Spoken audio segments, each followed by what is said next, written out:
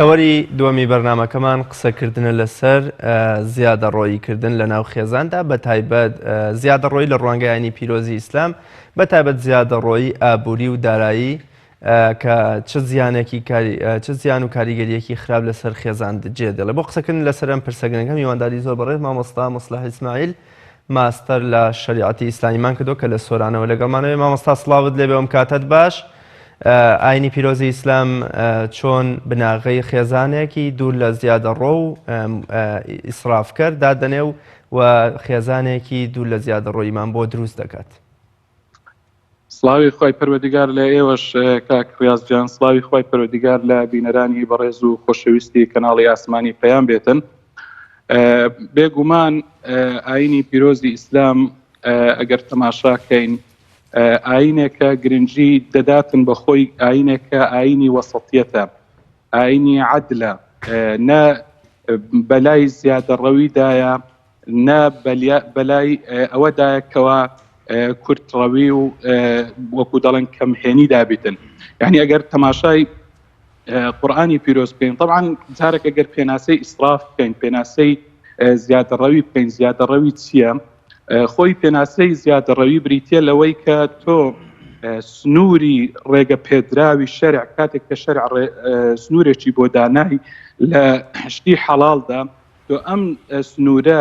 ببەزێنی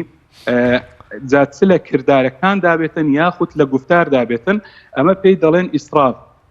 طبعاً لە زیادەڕەویکردن جا زیادەڕەوی لە قورئاندا بە دوو مصطلح هاتووە بەڕاستی، هەم بە وشەی ئیسراف هاتووە هەم بە تەبدیر هاتووە. ئیسراف ئەوە زیادەڕەویکردنە لە شتی حەڵاڵدا، شتێک کە ڕێگە پێدراوە تۆ زیادەڕەوی تێدا بکەیت، بەڵام تەبدیر بریتە لەوەی کە تۆ لە زیادەڕەوی بکەی یاخود ماڵ بەکاربێنی لە شتێک کە مەشروع نەبێت و ڕێگە پێدراو نەبێ و حەڵاڵ نەبێتن، کە ئەمە قورئانی پیرۆز بە ئیخوان و شەیاطین ئەو کەسانە ناویان دەباتن دەفەرمێتن ولا تبذر تبذيرا إن المبذرين كانوا إخوان الشياطين. جا بێگومان ئەگەر تەماشای ئاینی پیرۆزی ئیسلام کەین، ئاینی پیرۆزی ئیسلام گرنگی زۆر بەلایەنی بەتایبەتی ئەو پرسیاری جەنابەت کە کردێت بەلایەنی ئابووری داوە. ئیسلام فێرمانەکاتن کەوا ئێمە تەنانەت ئەگەر لە کاتێکدا لەسەر دەریایەک ئاویش دابین، پێمان دەڵێتن نابێت زیاتر لە 3 جار ئاو بە دەموچاوماندا بکەین، ئاو بە دەستەکانماندا بکەین لە کاتی دەستنوێ شۆرینە. یعنی ئەمە چیمان فێرەکاتن؟ فێرمانەکە ئیسلام ئەگەر هاتوو لە خۆشیشدا بین ئێمە نابێت زیادەڕەوی بکەین، بۆ ئەوەی چونکە دائیمەن لە دوای خۆشیەکان وەکو دەڵێن ناخۆشی هەیە، لە دوای عوسر لە دوای یوسر عوسر هەیە و بە هەمان شێوەش لە دوای عوسریش یوسر هەیە. بۆیە دەبێت ئیسلام فێرمانەکاتن ڕامان دەینیتن لەسەر ئەوە. برادێک ڕۆژێک جێڕایەوە گوتی کرێکارێک لەو کرێکارە بیانیانم بینی، کرێکارێکی ئاسیوی دەڵێ دەگریا، دەڵێ منیش پێم گوت بۆ دەگریەی؟ وتی وەڵاهی لەبەر ئەوە دەگریم دەبینم لای ئێوە ئەو هەموو خواردنە کە بە فیڕۆ ئەچێت و فڕێ دەدرێتە ناو زبڵدانەکان و ئەوانە، لای ئێمەش دەبینم حاڵ چۆنە، ئێمەش کاتی خۆی وەکو ئێوە بووین، زۆر زیادە ڕەویمان کرد، بەڵام خوای گەورە ئاوای بەسەر هیناین و ئاوا برسی کردین. بۆیە بەڕاستی یعنی مەترسیدارە زیادە ڕەویکردن. ئینسان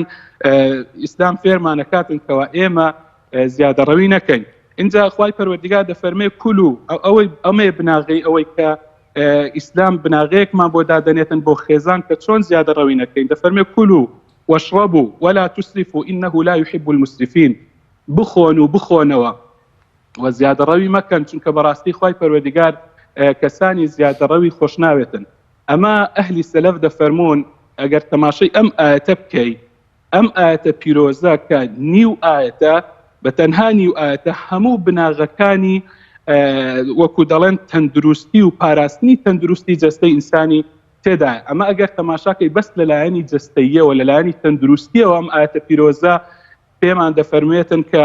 بخۆن و بخۆنەوە بەڵام زیادەڕەوی مەکەن. کاتێک ئێمە لە خواردن و خواردنەوەدا زیادەڕەوی نەکەین، ئەوە تەندروستی خۆمان پاراستووە. ئەمە لەلایەنە تەندروستیەکەی، ئەی لەلایەنی بە هەدەردانی سەروەت و سامان و ماڵ. باوەڕ بکە کاک ڕیاضجان، من بە چاوی خۆم لە وڵاتی سوودان بینیم لە پێش باڵەخانەیەکی گەورە ماڵێکی زۆر دەوڵەمەند بوو، بینیم یعنی فەقیرێک هەژارێک لە پێش دەرگاکە لە ناو زبڵدانەکەدا هەندێک خواردن کە بوو هەموو کرمی تێکەوت بوو کابرای دەوڵەمەند لە پێش دەرگا بوو تەماشایەکە ئەم کابرایە یعنی ئەم خواردنەی دەخوارد یعنی ئەمە چیمان پێ دەڵێتن ئەم زیادەڕەویکردنە کاتێک کە تۆ زیادەڕەویەکەی یعنی خواردنی هەژارێک کە پێویستی پێەتی تۆ بە هەدەرتدا و هەژارێکت محروم کردووە بۆیە ئیسلام یعنی بەڕاستی بەتوندی ڕوبەڕووی ئەمە دەبێتەوە و مەترسیەکانی ئیسراف زۆر زۆرن ئەگەر دوای تر بین قسەیان لەسەر بکەن کە مەترسیەکانی چینە اینجا وەکو گوتم یعنی قورئانی پیرۆز ئەو کەسانەی کە زیادەڕەوی دەکەن بەچی ناوبردون بە ئیخوان الشەیاطین يعني كاتك كده فرميت إن المبذرين كانوا إخوان الشياطين بو براي شيطان أمانة لبرتسي چونك الشيطان بأمري خوا دكاتن بفرماني خواي پروردگار دكاتن لسنوري خواي پروردگار درسوا وكو قاسمي ده فرميتن بهمان شيوة أو كسانش أواني كزيادة روي دكان لفرماني خواي پروردگار درسون يعني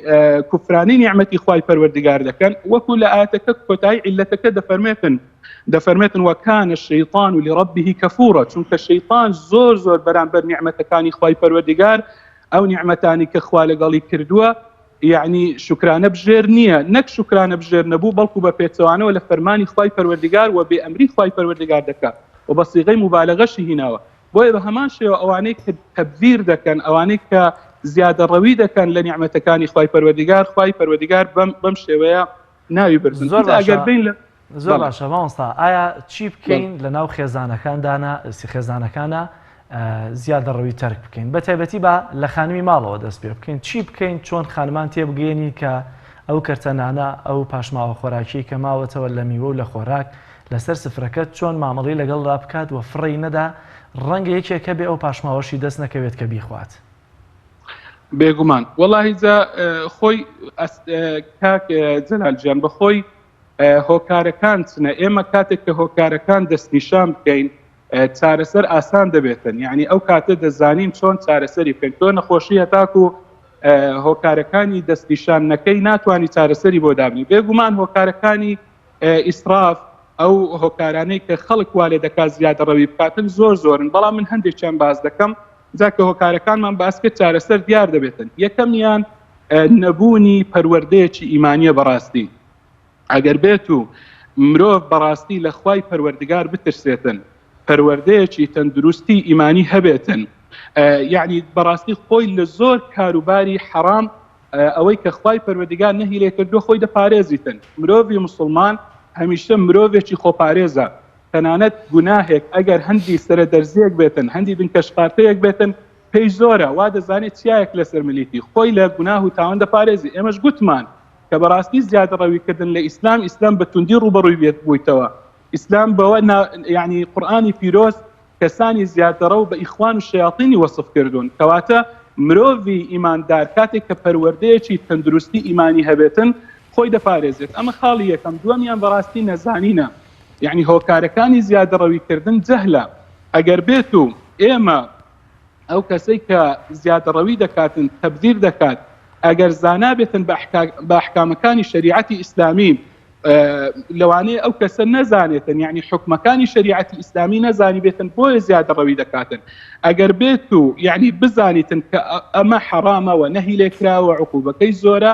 لەوانەیە خۆی بپارێزیتن اینجا کاریگەربوون بە ژینگە بەڕاستی ئەمە هۆکارێکترە لە هۆکارەکان کە تەقلید و چاولێکەریکردنی کەسانی زیاتر یعنی لەسەروی خۆت کاتێک کە مرۆڤ چاو لەسەروی خۆی دەکاتن چاو لە کەسانێک دەکاتن کە تەبذیر دەکەن زیادەڕەوی دەکەن ئەمە وا لێ دەکات کە ئەو کەسەش یعنی لە ژینگەیە کە پەروەردە بێ ئەو ژینگەیە زیادەڕەوی تێدا بێت زیاتر چاولێکەری وای لێ کات کە ئەویش چاولەوان بکاتن بۆیە ئەمەش هۆکارێکە لە هۆکارەکان اینجا هەندێک کەس بەڕاستی کە زیادەڕەوی و ئیسراف دەکاتن زیاتر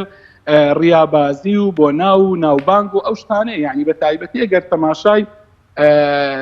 بۆنەکان بکەین بۆ نەو مناسبەتەکان بکەین زۆر جاران ئەم زیادەڕەویە بۆ ناو ناوبانگە اینجا دڵڕەقی بەڕاستی ئەگەر مرۆڤی باوەڕدار وەکو ئەو نمونەی تازە باسم کرد یعنی کە بە چاوی خۆم بینی ئەگەر مرۆڤی مسلمان یعنی مرۆڤی باوەڕدار نابێ ئاوا دڵڕەق بێت چۆن دەکرێت مرۆڤێک لە پێش چاوی تۆ یعنی کە خواردنی نەبێ خواردنەوەی نەبێت تۆش ئاوا زیادەڕەوی بکەی و خۆراک بە فیڕۆ بدەی. یعنی ئەمە بەڕاستی دڵڕەپێکی زۆرە، دڵڕەپێکی زۆر گەورەیە و ئیسلام مرۆڤی باوەڕدار قەت دڵڕەپ نییە و مرۆڤێکی بەم شێوەیە نییە دڵی. اینجا هۆکارێکی تر ئەوەیە لە هۆکارەکانی ئیسراف کاتێک کە ئەو کەسە فەقیر بووە و هەژار بووە و بارودۆخی زۆر خراپ بووە، دواتر دەکەوێتە بارودۆخێکی خۆشیەوە، دەبینی زیادەڕەوی دەکاتن کە بەداخەوە ئێمە وەکو ملەتی کورد هەمومان لە ڕابردوودا بینیمان کە لە چ بارودۆخێکی ناخۆش، تەنگەتاوی، ناڕەحەتی هەموو بارودۆخانەمان تێپەڕاند کە بەڕاستی لە ڕابردوودا زۆر ناخۆشیمان بینی. کەواتە پێویستە لە جیاتی ئەوەی بەداخەوە کە عیبرەتی لێوەربگرین، کە پند و ئامۆژگاری لێوەربگرین لە ڕابردوومان، بەداخەوە زیادەڕەوی دەکرێت. ئەمە زۆر باش مامۆستا. خی گەورە لە قورآنی پیرۆزە فەرمێ کولوا واشربوا ولا تسرفوا. ئێمە تا ئێستاوامان زانیوە تەنها خواردن و خواردنەوە ئیسراف و زیادەڕەویان تیاکرێت. زۆر جار مرۆڤ بە شانازیەوە دەڵێ من 13 قاتی ئوتو کراوم لە ماڵەوە هەیە، یا بۆ منە 2 ئۆتۆمبیلمان هەیە. زۆر جار لە جلوبەرگ و لە زۆر شتی دیکەی مادیادا تەواو زیادەڕۆ بووە و خۆشیەڵە کێشێ بەسەر ئەوانی دیکەدا. ئایا پێداویستیە مادیەکانی دیکە لە جلوبەرگ و ژمارەی پێڵاوەکان دووبێت لە ڕووی جەنابەت و بینەران، ژمارەی ئۆتۆمبیلی، نازانم فراوانی خانووەکەی، چەند نهۆمی خانووەکەی، ئەمانەش دەچنە چوارچێوەی زیادەڕۆی و ئیسرافەوە؟ بێگومان کاک ڕیاز ئێمە باسمان کردیانی لە پێناسەی زیادەڕەویکردندا. زیادەڕەوی ئەوەیە کە تۆ لە کردار و لە گفتاردا، یعنی تەنانەت نەک هەر کردارەکان، تەنانەت قسەش دەگرێتەوە، گفتاریش دەگرێتەوە. زیادەڕەویکردن لەو سنوورەی کە شەرع بۆ دانای لە سنوور دەرچوون هەر شتێک بیتن دەیگرێتەوە. بۆ نمونە ینی جا ئەو جۆرانەی زیادەڕەویکردن گەلێک زۆرە کە بەڕاستی کە پێویستە مرۆڤی باوەڕدار خۆی لێ بپارێزیتن. زۆر ئەو شتانە وەکو جنابت باسکردن زۆر زۆرن لە کۆمەڵگادا، بەڵام ئەگەر هەندێکیان باس بکەین، یعنی بۆ نمونە بەهەدەردان لە ماڵەکاندا، ئەوەی کە جەنابتان ئاماژەتان پێکرد، یعنی دەست نەگرتن بۆ نمونە بە ئاوەوە، بە تایبەت لە کاتی دەستنوێژە، لە کاتی